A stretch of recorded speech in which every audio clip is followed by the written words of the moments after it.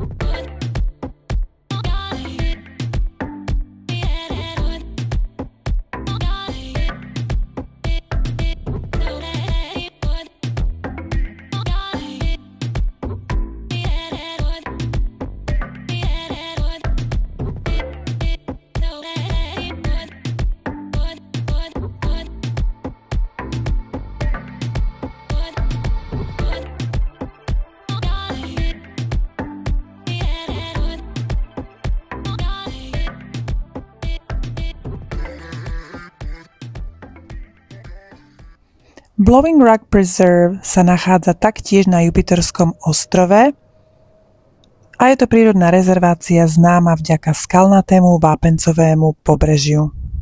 Tieto skaly sú predovšetkým formované z úlomkov lastúr, korálov, fosílií a piesku.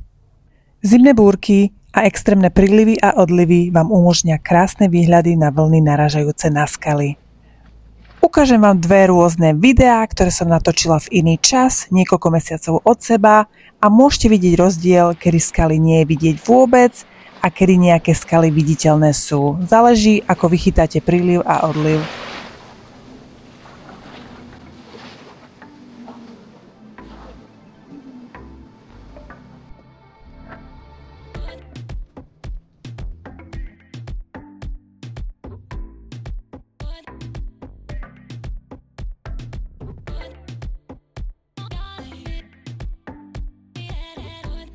Keďže je to prírodná rezervácia, je tu veľa divokých zvierat, takže nemôžete doniesť žiadneho domáceho miláčika.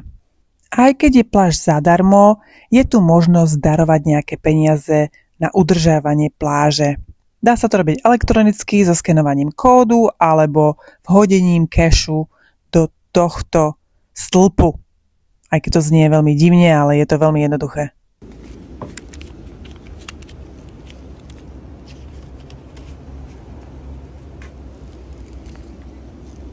Hneď vedľa sú takéto vedierka, ktoré si môžete zobrať so sebou a pozbierať nejaké odpadky, ak nejaké vidíte po ceste.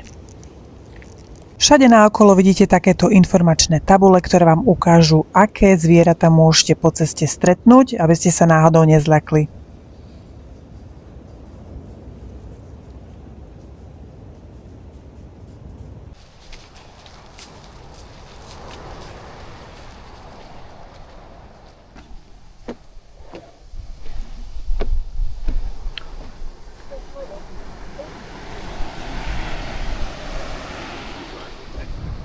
Ako vidíte, v tomto videu žiadne skaly nie sú viditeľné, ale natočila som aj iné video v iný čas, takže vám to tu šupnem, aby ste videli pre porovnanie.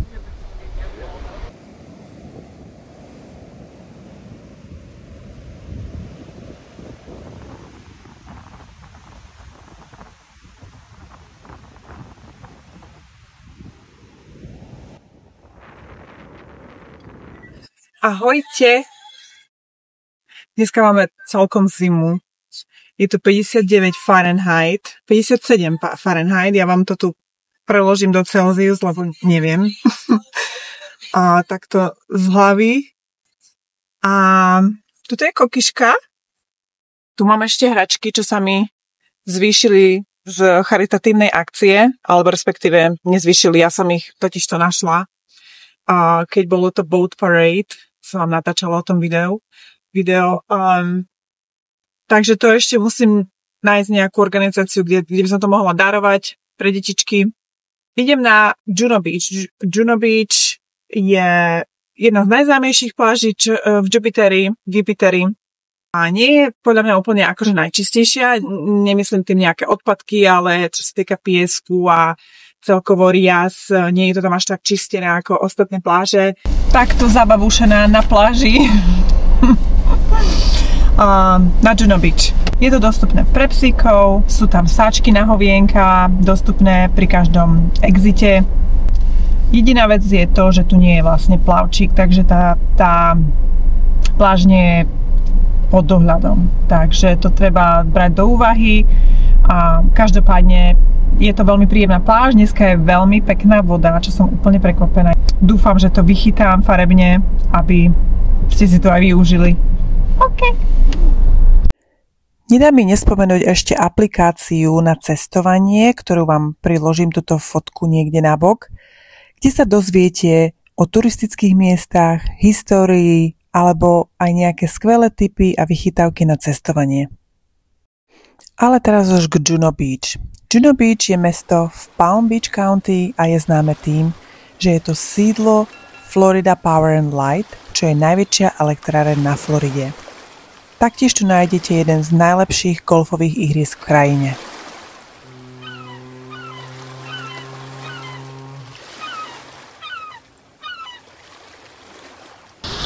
Pláž je očividne prázdna, ale nevadí, je krásna, je fakt čistá.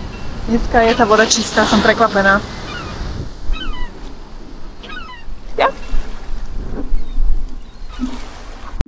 Parkovať sa dá na veľkých parkoviskách po ľavej strane, kde sú aj prezliekárne, verejné záchody a taktiež aj pozdĺž cesty, hneď pri pláži po pravej strane, ale tie sú väčšinou hneď zaplnené. Pozdĺž pláže je aj niekoľko parkov a v tomto videu spomeniem Carlin Park, ktorý je skvelý na grilovanie a na rôzne party. Nachádza sa tu 20 pavilónov so sedením a každý pavilón má jeden grill. Tieto pavilóny sa nedajú rezervovať a tak kto prvý príde, ten prvý má.